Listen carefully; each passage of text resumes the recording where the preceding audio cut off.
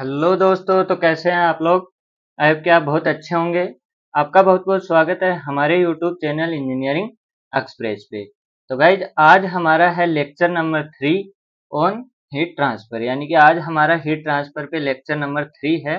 पिछले लेक्चर में हमने क्या क्या देखा था, थोड़ा रिकैप कर लेते हैं। पिछले लेक्चर में हमने पढ़ा था स्पेसिफिक हीट के बारे में, इंसुलेटिंग मटेरियल के बारे में, कंडक्शन के बारे में, और कंडक्शन का गवर्निंग लॉ पढ़ा था।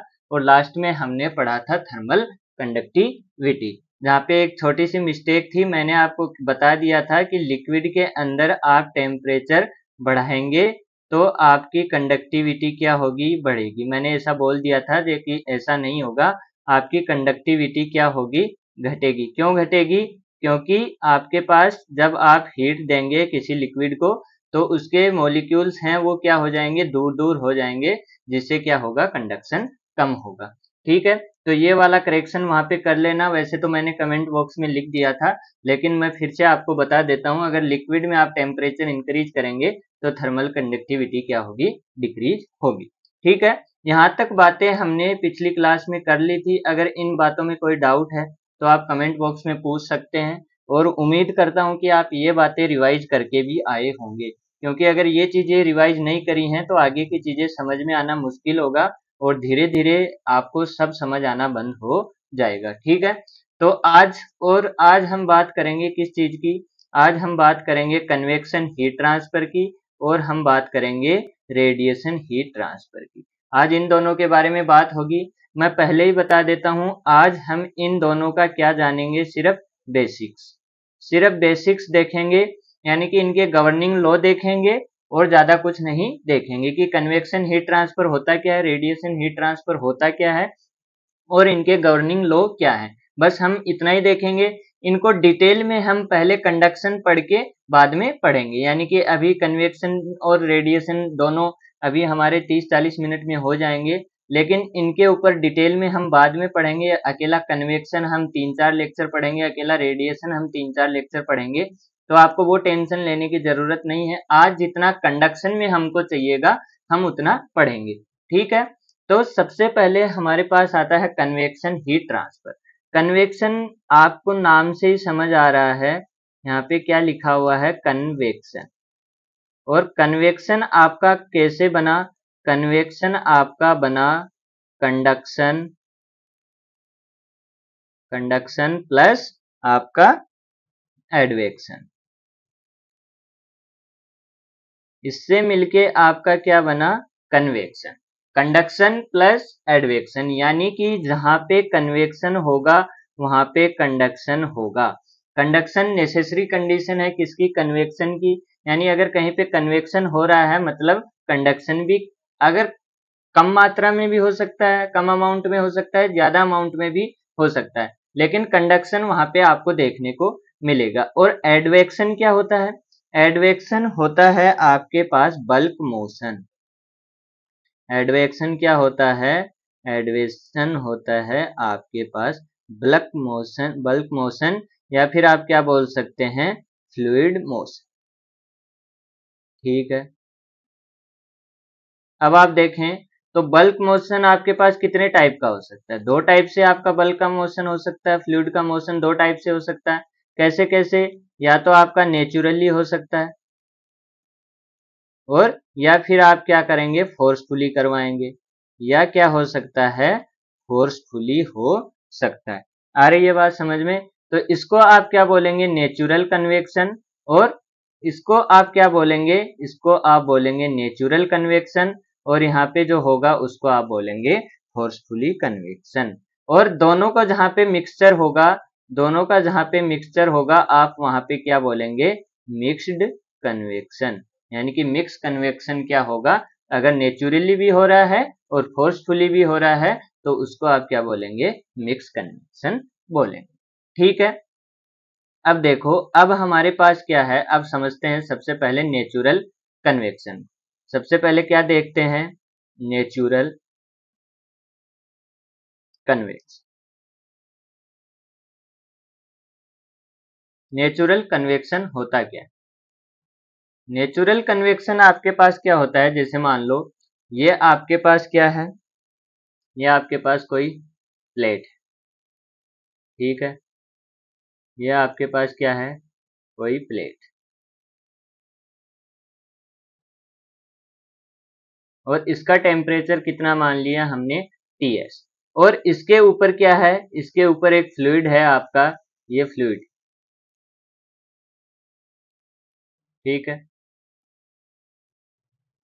और यहाँ पे हमने क्या ली है, इसका टेम्परेचर हमने लिया है T इनफाइनाइट, और Ts क्या है, Ts आपका ग्रेटर देन है किससे, T इन्फिनिटी। आ रही है बात समझ में। और हमने क्या ली है, no slip condition, no slip condition, ठीक है। अब आप एक चीज समझो, यहाँ पे आपके पास क्या है, इसका टेम्परेचर ज्यादा है, प्लेट का टेम्परेचर हमको क्या दिया, Ts ज्यादा है, तो यहाँ पे क्या होगा, कोई फ्लूइड का पार्टिकल होगा, यहाँ पे कोई फ्लूइड के पार्टिकल होंगे, ठीक है, इस सरफेस पे। और नो स्लिप कंडीशन है, मतलब ये वाले पॉइंट्स क्या होंगे, ये वाले जो मॉलिक्यूल्स हैं वो क्या होंगे, स्टेशनरी होंगे। बात को समझ पा रहे हो, ये वाले मॉलिक्यूल क्या होंगे, स्टेशनरी होंगे। अब Ts अपना ग्रेटर देन है, तो यहाँ से ये क्या होगी, इनको हीट मिलेगी, और जैसे ही इनको हीट मिलेगी तो ये क्या हो जाएंगे, हल्के हो जाएंगे, ये क्या हो जाएंगे, हल्के हो जाएंगे। तो ये पार्टिकल हीट हुआ, हल्का हुआ, और ये कहाँ चला गया, ऊपर चला गया, और ऊपर वाला पार्टिकल कहाँ पे आ गया, नीचे आ गया, ठीक है। वैसे ये पार्टिकल कहाँ चला गया, ऊपर चला गया, और ऊपर वाला जो पार्टिकल था वो कहाँ पे आ गया, वो नीचे की साइड आ गया। समझ रहे हो क्यों आ रहा है, क्योंकि टेम्परेचर क्या है आपका, टेम्परेचर Ts क्या है, ज्यादा है, Ts ज्यादा है, इसलिए यहाँ पे क्या होगी, इनको बाहर की साइड हीट मिलेगी, बाहर की साइड क्या मिलेगी, हीट मिलेगी, ठीक है। तो हीट हुआ तो हीट होंगे तो पार्टिकल हल्के होंगे और ऊपर चले जाएंगे, और ऊपर वाले पार्टिकल हैवी हैं तो वो क्या हो जाएंगे, नीचे आ जाएंगे। तो यहाँ पे अगर आप देखोगे, एक सेकेंड मैं कलर लेता हूं, यहाँ पे देखो, अगर यहाँ पे इस वाले सरफेस के नीचे देखो, यानी कि जो मैंने अभी पिंक लाइन बनाई है उसके नीचे मैंने दिखाना, जहाँ पे ये पार्टिकल हैं, यहाँ पे और प्लेट के बीच में, इन मॉलिक्यूल्स और प्लेट के बीच के अंदर क्या हो रहा है, इसके अंदर क्या हो रहा है आपका, इसके अंदर हो रहा है कंडक्शन, क्योंकि ये पार्टिकल क्या है, डायरेक्ट कांटेक्ट में है किसके, प्लेट के। और हमने क्या पढ़ा था, कंडक्शन क्या होता है, कि अगर आप किसी चीज के फिजिकली डायरेक्ट कांटेक्ट में हैं तो आपके बीच में जो हीट का ट्रांसफर होगा वो क्या होगा, कंडक्शन। तो यहाँ पे पिंक लाइन के नीचे क्या हो रहा है, कंडक्शन, और पिंक लाइन अगर ये वाले एरिया में क्या हो रहा है, जो पिंक लाइन से ऊपर है वहां पे हो रहा है आपका कन्वेक्शन। आई बात समझ में। तो यहाँ पे कंडक्शन भी हो रहा है और ऊपर क्या हो रहा है, आपका कन्वेक्शन हो रहा है। लेकिन आपने क्या किया, आपने जो फ्लूइड था वो स्टेशनरी है, उसने आपने ना छेड़ा है, वो अगर फ्लो भी कर रहा है तो वो नेचुरली फ्लो कर रहा है, तो इसका कारण इसको हम क्या बोलेंगे, इसको हम बोलेंगे नेचुरल कन्वेक्शन, ठीक है। अब आपके पास आता है फोर्स्ड कन्वेक्शन, आपके पास आता है फोर्स्ड कन्वेक्शन, ठीक है, फोर्सफुली कन्वेक्शन।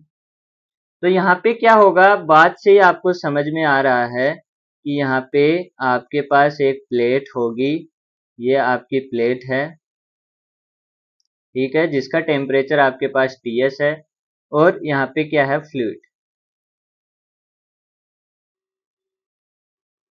यहाँ पे फ्लूइड, ठीक है। लेकिन यहाँ पे आपने ये मान लीजिए एयर है या फिर वाटर है, कुछ भी फ्लूइड है, यहाँ पे आपने क्या लगा दिया, फैन लगा दिया। अगर एयर है तो फैन लगा दिया, अगर लिक्विड है तो क्या लगा दिया, पंप लगा दिया, ठीक है। अब पंप से आप क्या कर रहे हो, इसको प्रेस कर रहे हो, तो यहाँ पे क्या होगा, यहाँ पे हमारे पास सेम चीज होगी, जो पार्टिकल हैं वो अभी भी यहाँ पे हैं, और वो क्या करेंगे, वो आगे ऊपर की तरफ जाएंगे। लेकिन यहाँ पे होगा क्या, यहाँ पे होगा ये कि पार्टिकल ऊपर भी जाएगा, पार्टिकल ऊपर भी जाएगा, प्लस में पार्टिकल आगे भी जाएगा। आ रही है बात समझ में। यहाँ पे क्या हो रहा था, सिर्फ पार्टिकल ऊपर जा रहे थे, नीचे आ रहे थे, लेकिन यहाँ पे पार्टिकल क्या हुआ, हल्का हुआ, हल्का हुआ तो वो ऊपर जाएगा, ऊपर जाएगा तो रास्ते में उसके ऊपर क्या लगाया, फैन ने लगाया फोर्स, और फोर्स लगाया तो वो क्या होगा, वो आगे की साइड भी जाएगा। आ रही है बात समझ में? वो कहाँ भी जाएगा, पार्टिकल ऊपर भी जाएगा और आगे की साइड भी जाएगा। ठीक है, तो ये है आपका फोर्स कन्वेक्शन। इन दोनों चीजों को हम जब कन्वेक्शन पढ़ेंगे खूब डिटेल में पढ़ेंगे। अभी आपको इतना अगर समझ में आ गया तो बहुत बढ़िया बात है। ठीक है, यहाँ भी आपका Ts ग्रेटर देन है T इंफिनिटी। तो ये हो गए आपके दोनों नेचुरल एंड फोर्स कंडीशन। अब इसका गवर्निंग लॉ देखते हैं, जिसको आप न्यूटन कूलिंग लॉ भी बोलते हैं। अगर मैथमेटिकली देखें तो यहाँ पे आप देखो, यहाँ पे अगर आप देखोगे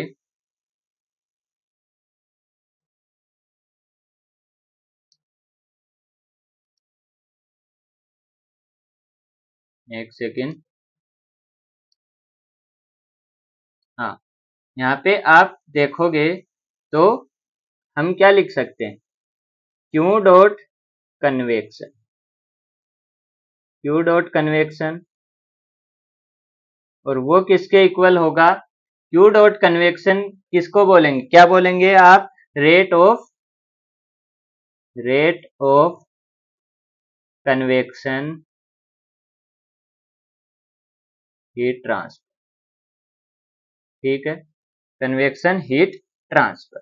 जैसे कल आप कंडक्शन में क्यू डॉट कंडक्शन लिख रहे थे, तो वहां पे आपके पास क्या था, वहां पे आपके पास था rate of convection, rate of conduction heat transfer. वैसे ही क्या होगा, अब अगर यहां से आप देखें तो Q dot convection, Q dot convection क्या लिख सकते हैं, वो प्रोपोर्शनल होगा किसके, Ts माइनस टी इनफाइनाइट के डिफरेंस के बीच। यानी कि आपने कंडक्शन में लिखा था dt, वैसे ही यहाँ पे dt क्या हो जाएगा, Ts माइनस टी इंफिनिटी। जितना ज्यादा टेम्परेचर डिफरेंस होगा उतना आपका कन्वेक्शन का रेट क्या होगा, ज्यादा होगा। और आप लिख सकते हैं कि जितना यहाँ पे कन्वेक्शन, जितना बड़ा एरिया होगा उतना ही ज्यादा क्या होगा, कन्वेक्शन। और यहाँ पे आप एरिया कौन सा लेंगे, एरिया आप लेंगे, यहाँ पे एरिया लेंगे, area which is in contact with fluid. आ रही है बात समझ में? अगर मान लो आपके पास स्लैब है और स्लैब के अंदर यहाँ पे फ्लूइड है, तो आप ये वाला एरिया लेंगे।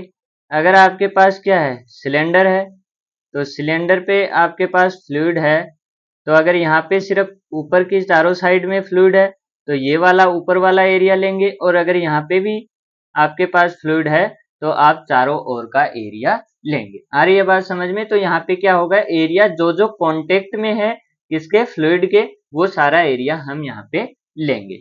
तो यहाँ से क्या लिख सकते हैं, लिख सकते हैं नहीं, मतलब न्यूटन ने लिखा तो वो क्या लिखा, कन्वेक्शन रेट क्या हो जाएगी, प्रोपोर्शनल टू ए, दोनों को कंबाइन कर सकते हैं, Ts माइनस टी इंफिनिटी। और यहाँ से एक कांस्टेंट आएगा, वो कांस्टेंट आपका क्या हो जाएगा, यहाँ पे हो जाएगा कन्वेक्शन इज इक्वल टू, और वो आएगा H A Ts minus T infinity. ठीक है, तो ये वाले फॉर्मूला आपको क्या रखना है, याद रखना है। ये आपका क्या था, ये आपका था गवर्निंग लॉ। ये आपका क्या था, ये आपका था गवर्निंग लॉ। यानी कि किसने दिया, न्यूटन ने दिया, किसके लिए दिया, कन्वेक्शन के लिए। ठीक है, और यहाँ पे आपका H क्या है, H है यहाँ पे कन्वेक्टिव हीट ट्रांसफर कोफिशिएंट। यहाँ पे H क्या है, H है यहाँ पे कन्वेक्टिव हीट ट्रांसफर कोफिशिएंट। यहाँ पे आपका H क्या है, कन्वेक्टिव हीट ट्रांसफर कोफिशिएंट।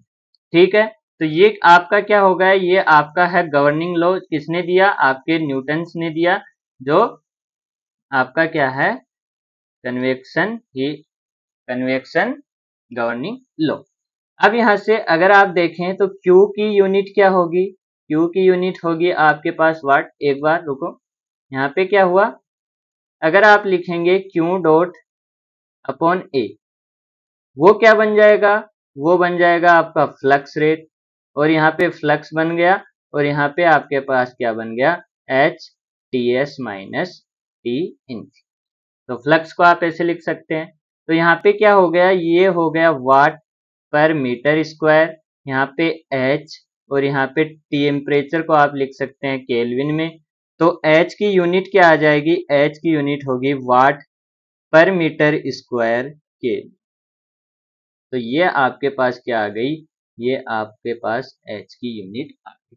तो ये यूनिट भी आपको साथ में ध्यान में रखना है, कई बार गड़बड़ी हो सकती है यूनिट में भी, क्वेश्चन के अंदर सेंटीमीटर घुसा देगा, आप जल्दबाजी में कर बैठोगे, तो आपको थोड़ा ध्यान रखना है। ठीक है, तो ये हो गया आपका क्या, कन्वेक्शन हीट ट्रांसफर।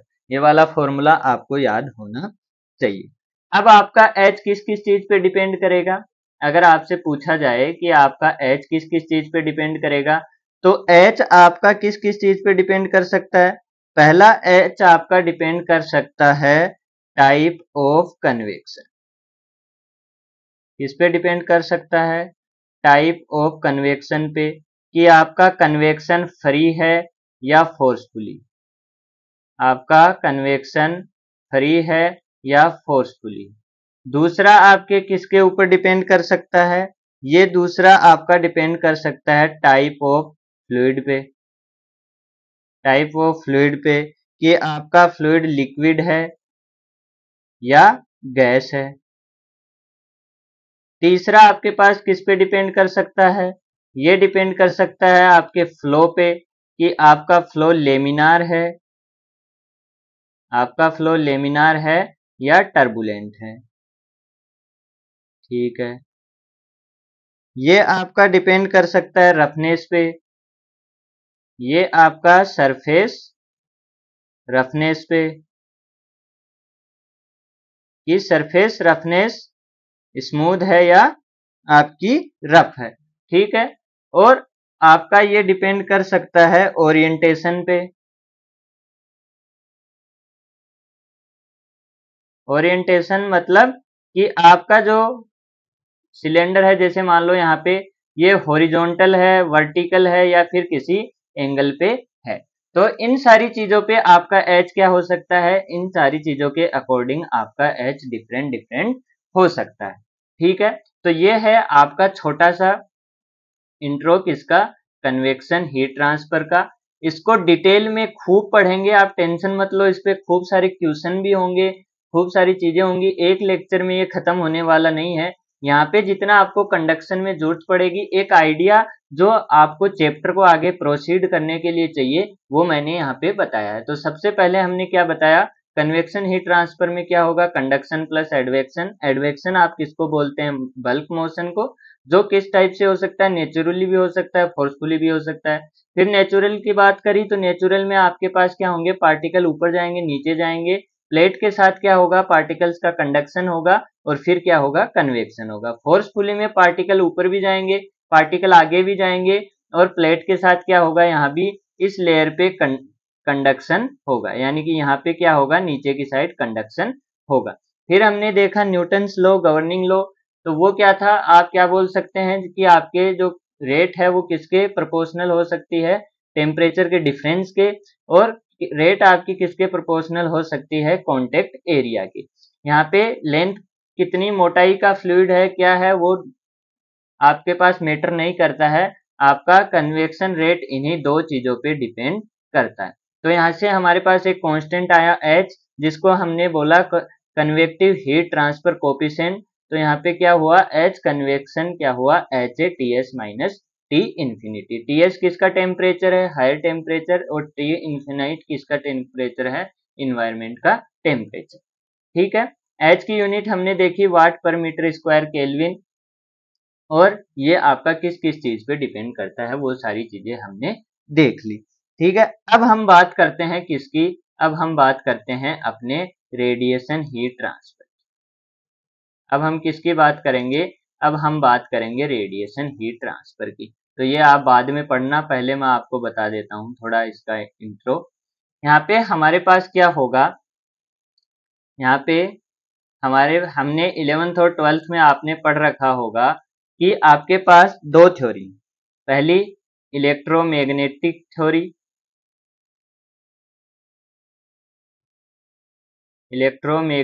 थ्योरी, और दूसरी आपने पढ़ी होगी फोटोन थ्योरी। ये लड़ाई तो आपने खूब देखी है, ये लड़ाई तो आपने 11th 12th में खूब देखी है। कौन सी? एक व्यक्ति ने क्या बोला कि जो आपकी एनर्जी है वो किसके रूप में आती है? पैकेट के रूप में। एक एनर्जी किसके रूप में आती है? पैकेट के रूप में, जिसको क्या बोला गया? फोटोन। और एक ने क्या बोला? आपकी एनर्जी किसके रूप में आती है? रेडिएशन के रूप में, यानी कि इलेक्ट्रोमैग्नेटिक वेव के रूप में, है ना। तो ये दोनों चीजें आपने खूब सारी, ये लड़ाई आपने खूब देखी है 11th 12th में। ठीक है, तो इस चीज से तो आप फेमिलियर हैं। यहाँ पे हम क्या यूज करेंगे? रेडिएशन हीट ट्रांसफर में, हम क्या यूज करेंगे? हम यूज करेंगे electromagnetic theory, electromagnetic wave theory. हम क्या करेंगे? यूज करेंगे। हम फोटोन थ्योरी यूज नहीं करेंगे। हम पूरे चैप्टर में कौन सी थ्योरी यूज करेंगे? Electromagnetic wave theory. Electromagnetic wave theory हम यूज करेंगे। तो यहाँ पे हमारे पास इलेक्ट्रोमैग्नेटिक थ्योरी क्या बोलती है कि आपके पास कोई भी बॉडी है, जैसे मान लो ये आपके पास बॉडी है, और उसका अगर टेम्परेचर 0 केल्विन से ऊपर हुआ, समझ रहे हो? 0 केल्विन मतलब -273 डिग्री सेल्सियस जो आपके पास अचीव नहीं हुआ है, तो वो क्या होता है? 0 डिग्री केल्विन से अगर आपके पास किसी भी बॉडी का टेम्परेचर ऊपर हुआ, तो वहां पे आपके पास वो बॉडी क्या करेगी? रेडिएशन करना चालू करेगी, यानी कि उससे रेडिएशन क्या होगा? इमिट होगा। आ रही है बात समझ में? रेडिएशन क्या होगा? इमिट होगा। ऐसी कोई बॉडी नहीं है दुनिया में जो 0 डिग्री केल्विन से ऊपर टेम्परेचर रखेगी और उससे रेडिएशन नहीं होगा। तो वो क्या बोलती है थ्योरी कि हमारे पास बॉडी जो भी 0 डिग्री केल्विन से ऊपर उसका टेम्परेचर होगा वो क्या करेगी? रेडिएशन इमिट करेगी। तो यहाँ पे हमारे पास एक गवर्निंग लॉ दिया, किसने? स्टीफन बोल्ट्जमान ने गवर्निंग लॉ दिया, किसका? Radiation heat transfer. उन्होंने क्या बोला? उन्होंने बोला कि आपके पास एनर्जी इमिटेड बाई, यानी कि आपके पास क्या है? एक ब्लैक बॉडी है, एक क्या है? Black body. अगर आपके पास एक ब्लैक बॉडी है तो यहाँ पे क्या होगा? एक black body per unit time और पर यूनिट एरिया, रेडिएशन क्या करेगी? एनर्जी इमिट करेगी पर यूनिट एरिया, पर यूनिट टाइम में। वो किसके प्रोपोर्शनल होगा? वो प्रोपोर्शनल होगा आपके टेम्परेचर की फोर्स पावर के। वो किसके प्रोपोर्शनल होगा? टेम्परेचर की फोर्स पावर के। या फिर मैं यूं बोलूं कि total emissive power of a black body किसके प्रोपोर्शनल होगी? उसके फोर्स पावर के एब्सोल्यूट टेम्परेचर के, एब्सोल्यूट टेम्परेचर के फोर्स पावर के इक्वल होगी, प्रोपोर्शनल होगी। यानी कि आप लिखेंगे कि ईबी क्या है आपका? ईबी है total emissive power of black body, total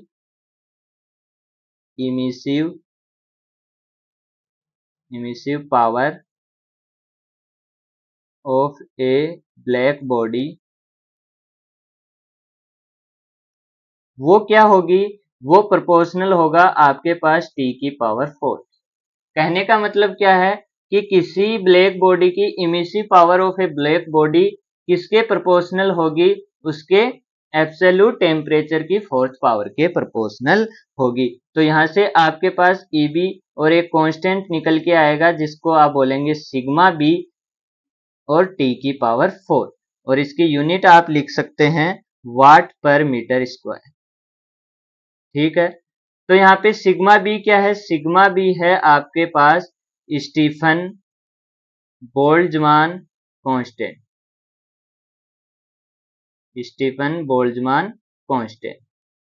और जिसकी वैल्यू आपके पास कितनी है, जिसकी वैल्यू आपके पास है 5.67 इंटू 10⁻⁻8 और वाट मीटर स्क्वायर के की पावर 4। वो तो आप यहाँ से निकाल भी सकते हैं। यहाँ पे आपके पास वाट पर मीटर स्क्वायर है ई की, तो यहाँ पे के की पावर 4 नीचे चला गया तो ये आ गया। तो यहाँ से आपके पास क्या लिख सकते हैं, E B is equal to sigma B T की पावर 4 इंटू ए। तो यहाँ पे यूनिट क्या बन जाएगी, यूनिट बन जाएगी वाट। आई बात समझ में। तो ये है आपका रेडिएशन का गवर्निंग लॉ। ये क्या हो गया आपका रेडिएशन का गवर्निंग लॉ।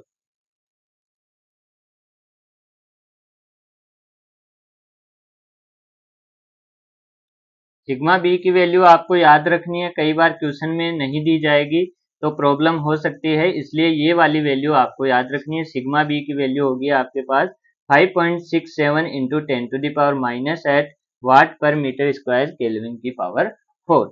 ठीक है। और ईबी क्या हो जाएगा, ईबी हो जाएगा A into sigma B into T की पावर 4।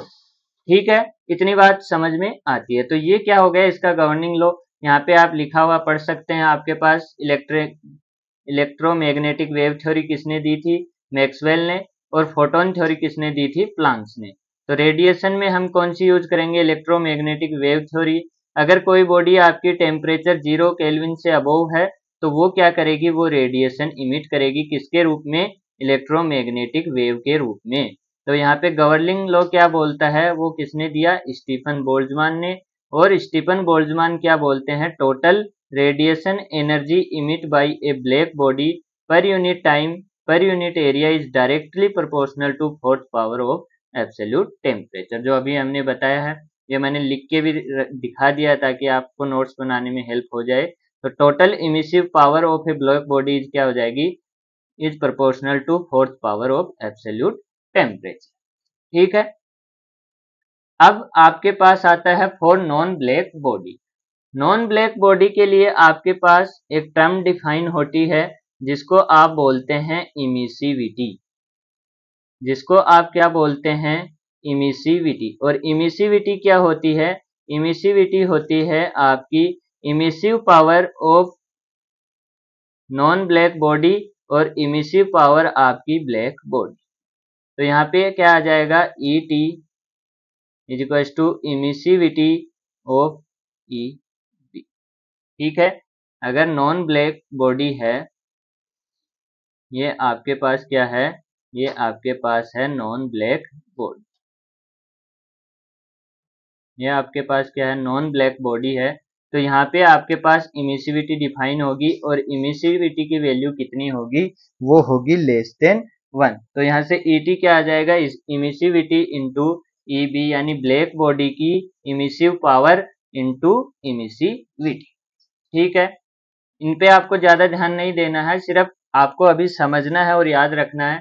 आगे डिटेल में पढ़ेंगे, खूब सारे इसके ऊपर क्वेश्चन भी करेंगे, सारी चीजें इसके ऊपर हम पढ़ेंगे। फिर आता है radiation heat transfer between two black body, यानी कि इतनी देर हम देख रहे थे सिर्फ एक बॉडी पे। अब अगर आपके पास क्या है, दो बॉडीज हैं, यहाँ पे ये बॉडी है और यहाँ पे ये बॉडी, दोनों ब्लैक बॉडी हैं। इसका टेम्परेचर आपके पास T2 मान लो, इसका T1 मान लो, और T1 क्या है, ग्रेटर देन है किससे, T2 से। तो ये भी क्या करेगा, ये रेडिएशन करेगा, ये रेडिएशन करेगा, और ये भी आपके पास क्या करेगा, रेडिएशन करेगा।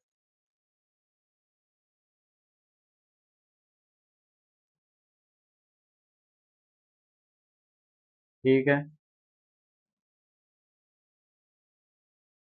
दोनों क्या करेंगे, रेडिएशन करेंगे। तो आपके पास इसका एरिया मान लो A1 है और इसका एरिया कितना है, A2। तो यहां से आप क्या लिखेंगे, Q dot net equal to Q.12 minus Q.21। ये वाली चीज कहाँ से आई, क्या आई, वो आपको ध्यान नहीं रखना है, वो सारी चीजें पढ़ेंगे।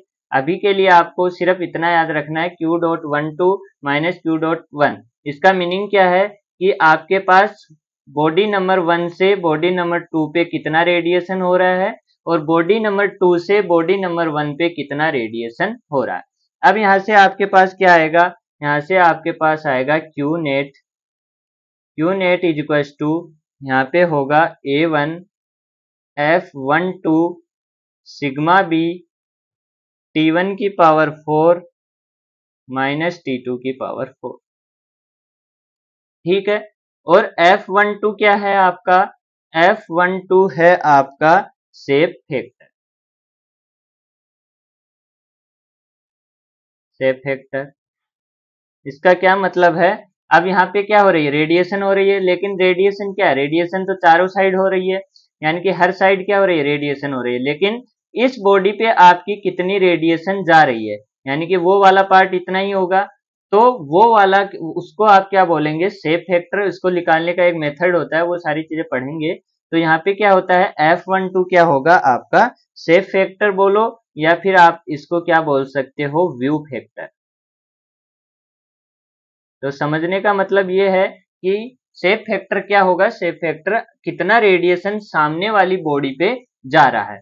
ठीक है, और यहां से आप एक चीज और लिख सकते हैं, A1 F12 is equal to A2 F21। ये वाली इक्वेशन भी आप लिख सकते हैं, जिसको आप बोलेंगे रेसिप्रोकेटी थ्योरम।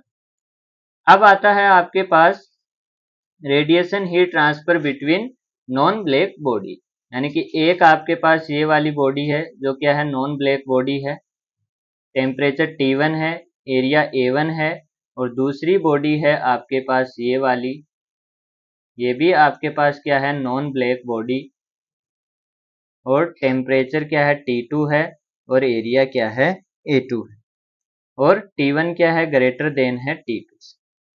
ठीक है, तो यहाँ पे भी क्या होगा, हीट का, रेडिएशन का क्या होगा, रेडिएशन से हीट का ट्रांसफर होगा, इस वाले इसके रेडिएशन उधर जाएंगे और इसके रेडिएशन इधर आएंगे।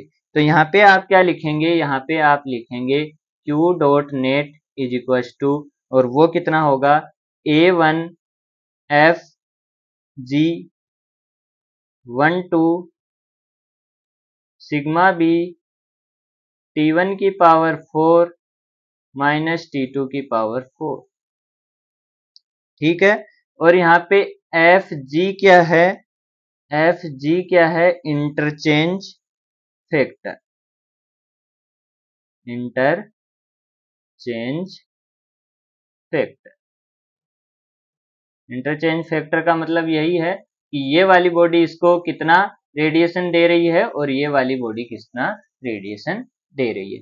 तो इस लेक्चर में आपको सिर्फ ध्यान रखना है किसका, फॉर्मूले का, और इसका नाम आपको पता होना चाहिए कि इसको क्या बोलते हैं। बाकी आपको इसमें ज्यादा कुछ मतलब है नहीं, वो सारी चीजें, कौन सी चीज क्या है, कैसे आई और कैसे निकलेगी, वो सारी चीजें हम जब रेडिएशन लेक्चर पढ़ेंगे, अभी हम कंडक्शन पढ़ेंगे, फिर कन्वेक्शन पढ़ेंगे, फिर रेडिएशन पढ़ेंगे, तब सारी बातें हम इन्हीं पे करेंगे, तब डिटेल में पढ़ेंगे। अभी ये हमारे लिए कंडक्शन के लिए थोड़ा जरूरी था, इसलिए मैंने यहाँ पे आपको बता दिया। ठीक है, तो रेडिएशन में आपको क्या समझ में आया, रेडिएशन हमारे पास, रेडिएशन दो टाइप से हो सकता है, या तो फोटोन से और यहाँ पे इलेक्ट्रोमैग्नेटिक वेव से।